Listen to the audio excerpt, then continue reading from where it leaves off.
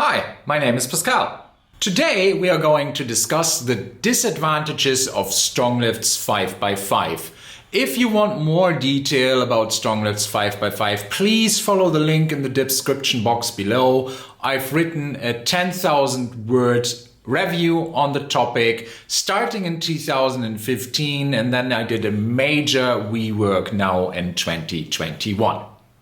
The main disadvantages of Stronglifts 5x5 that you will hear about is that it is suboptimal, that the exercise selection could be better, and that it doesn't address individual differences enough because it is a cookie cutter program.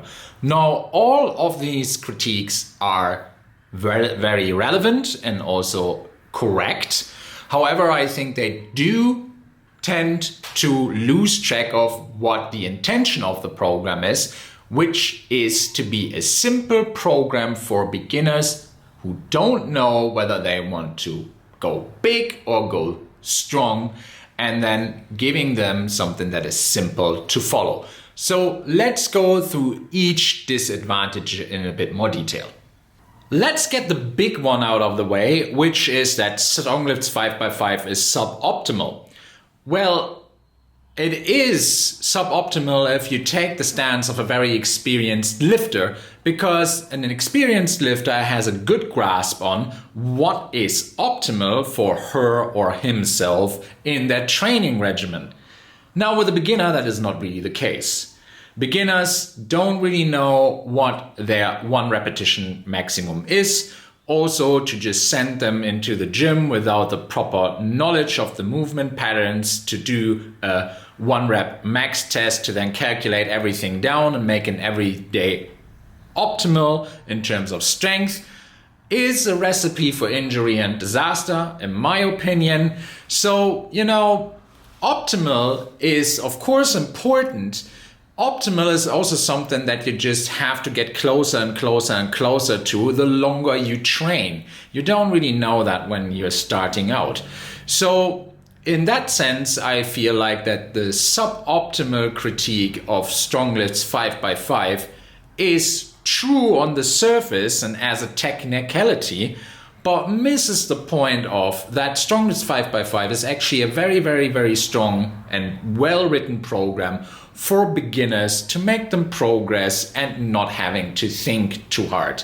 Now, why is Stronglifts 5x5 suboptimal? Well, if you want to optimize for muscle gain, then usually repetition ranges are somewhere between 8 to 15 per set. So the dramatic transformation protocol or German volume training or Gironda 8x8 might be better templates to run for that purpose. But these are also templates that are more demanding on your body, and you have to meet this kind of training on a high volume very early out with a diet to pair it with. So I think all of that is a lot to take on your plate when you're starting out approaching a barbell and to do really everything well. Now, you still can go down that road. However, I think the 5x5 in the middle for muscle gain is good for the first 6 to 12 months, and then you can still decide which road to take. Which brings us to strength. Yes, Stronglifts 5x5 is suboptimal for absolute strength gains. So why is that? Usually when we're talking about absolute strength gains, it is against 1 repetition maximum on the specific movement. The specific movements for Stronglifts 5x5 would be the barbell squat, the bench press, and the deadlift mainly. And yes, you are not going near enough with Stronglifts 5x5 into the 90 to 95% range of intensity compared to your 1 repetition maximum. So yes, the training is suboptimal towards maxing out on these 3 lifts or 5 lifts, as there are 5 lifts within Stronglifts 5x5. But again, I do personally think that misses the mark in terms of criticism of the program. The program has not been designed to max out at a powerlifting meet. So calling it out on that is at best unfair. Yes, the meaty statements on the web page of Stronglifts 5x5 say it is the optimum program to grow strength and size at the same time. Probably not, but still to call it suboptimal and then just brush it under the carpet as, as trash, that is also a bit far out there. So yes, Stronglifts 5x5 is suboptimal for strength gains and for muscle gains because it takes the middle approach. I personally think though, for beginners, the middle approach is the right one to take. The second criticism I see often is the exercise selection within Stronglifts 5x5. So exercise selection is probably one of the easiest targets of any program because you will always find something that is lacking within a program for a specific goal. So that being said, it makes it really easy to make a video then to criticize and pick the program apart because it doesn't have, like jumping jacks on a gym ball for balance. But, bringing it back a little bit and staying a bit more calm about it, actually the exercise selection is solid. So solid in the sense of if you want good lifts that are not too hard to learn with free weights, then the deadlift, bench press, squat, overhead press and the barbell row are pretty good picks as long as you are using a barbell. Of course, you can then come in from the side and say, well, what about isolation? What about bicep curls? What about pull-ups? That is all very, very valid. The program is written though for people to gain strength and size. I think the barbell is probably one of the best tools to do that using the least amount of equipment. And then still you have to use dumbbells, kettlebells, and all that type of stuff to run an optimal program. But again, that's not what Stronglifts 5x5 is designed for. What you can argue is that you replace the barbell squat with the front squat. I would agree with that for quad development, but it is at the price of wrist mobility. So not everybody feels comfortable with getting into the position of a front squat. Then you could also swap the deadlift for a Romanian deadlift. However, I personally think that the Romanian deadlift is riskier than the deadlift. Now, why is that? Because you actually have to reverse the trajectory on the barbell in mid-air. And for beginners that tend to overload their exercises if they're going too hard, I think it just bears a bit more injury risk in the lower back than doing conventional deadlifts and going back to the floor each time, based on my personal experience. Now, for upper back strength, yes, there could be done more, but then you would be introducing accessory work. Now, accessory work takes more time and also makes it more complex, and then the program is not as simple as it is written. So something's gotta give. So in terms of exercise selection for beginners, there are easier ones, but are there really easier compound movements that address the entire body with the least amount of time? Probably not with free weights, probably not, maybe, convince me in the comments, but probably not. So therefore I do think that the exercise selection is good, and of course you can always tweak things and make them better. But does it really make it easier? I don't personally think so, based on what I've seen and what I've read on other reviews.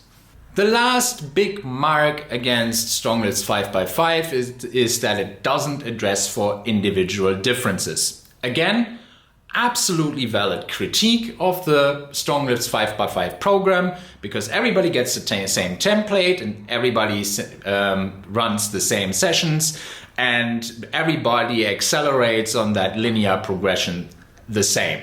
So yes, it doesn't address for individual differences. Now, is that really that important? Well, if you look at the scientific principles of strength training, according to Chet Wesley Smith and Mike Israeletti, great ebook to read or book to get, 360 pages. But the short version of that is that actually for strength training, or indeed for any kind of training, individual differences matter the least. So there is a pyramid of principles and the individual differences actually come last. Of course, a well-written and perfectly written program will address for them. Nobody will debate that for a second. But it is not the most important principle to address besides specificity, overload, fatigue management, variation, and the other 7 principles that are outlined in that framework. So for individual differences, these only really become really important if you're very far from the median. So what do I mean by that? The median that is usually assumed for these kind of lifting programs is male people in their mid-20s. That is usually the underlying assumption in most of these lifting programs. So if you are very light, so somewhere around 50 kg, maybe even 40 kg, then of course moving a barbell around that weighs 20 kg itself is overtraining. So there you would have to adapt the program to your individual difference. Then the other extreme is you are already a high school rugby player, you're weighing 250, 300 pounds, and you can knock out a bull with a tackle. Well, then maybe you probably don't want to start with as little as 20 kg of resistance. However, there is one thing to be said for that, because it will give you time to perfect technique on these barbell movements if you haven't done them before. So weigh that up against each other. However, yes, if you start with an empty barbell and you're that huge, you will train suboptimally because the resistance is not enough. And now the last thing is general health. So usually men in their 20s on average are quite healthy, recover very well, eat a lot of food without putting on too much weight. You know, it's a bit different when you're turning 40. So if you're also deviating from that far in terms of health, then you just have to be that more cautious about whether the program is too much for you or not. Usually you will know after the first session whether you can conveniently and freely go through the movements that are prescribed in Stronglifts 5x5 or not. So taking all that together with individual differences, yes, it is a valid criticism of a program, but why do you criticize a beginner program based on individual differences? Individual differences really only start to matter once people get off the learning curve and are a little more advanced, when all of the basic foundations of lifting are already laid, which should apply to everyone more or less. So that is why I'm thinking that Stronglifts 5x5 is getting a bit too much of a bad rep lately, because it is great to pick up a template that you can follow by yourself without actually spending a lot of money, and that works. It does make you stronger, it does build more muscle. Is it the maximum amount of muscle ever? No, then take roids and do as many reps as possible. But does everybody want to be as extreme as Rich Piana or as Jay Cutler or as, you know, any other type of bodybuilder that is on the stage? Not necessarily. So think about it in that way, and then you hopefully come to see that Stronglifts 5x5 is a very good beginner program to ease you into the world of strength. Thanks for watching. Please like, subscribe, and tell your friends about my channel. Have a very nice day, and I hope to see you soon. Bye bye.